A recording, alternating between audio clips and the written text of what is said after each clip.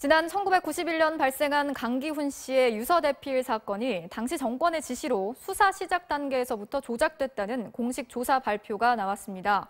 공안 정국에 항의하는 분신 자살이 잇따르자 배후 세력이 있다고 몰아가기 위해서 의도적으로 사건을 조작했다는 건데, 검찰 과거사위원회는 검찰총장이 강기훈 씨에게 직접 사과할 것을 권고했습니다. 최경재 기자입니다.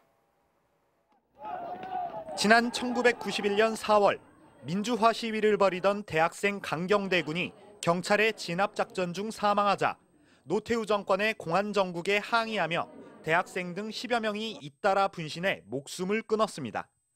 그러자 당시 정권은 잇따르는 분신 자살에 조직적인 배후 세력이 개입하고 있는지 철저히 조사하라고 지시했고, 이 지침은 당시 검찰총장에게 전달됐습니다.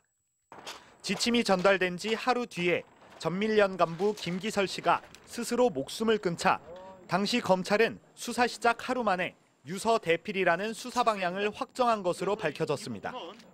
검찰 과거사위는 당시 검찰이 필적 감정 결과가 나오기도 전에 김 씨의 동료인 강기훈 씨를 용의자로 지목했고, 김 씨의 유서가 본인 필적이 맞다는 결정적 증거도 고의로 은폐했다고 설명했습니다.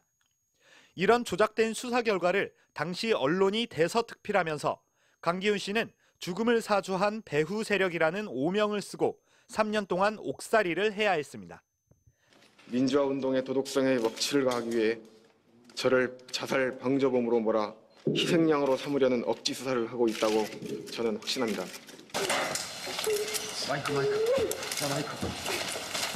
지난 2015년 강 씨는 재심에서 무죄 판결을 받았지만 김기춘 당시 법무부 장관을 비롯한 수사 검사들은 어떤 사과도 하지 않았고, 강 씨는 현재 간암으로 투병 중입니다.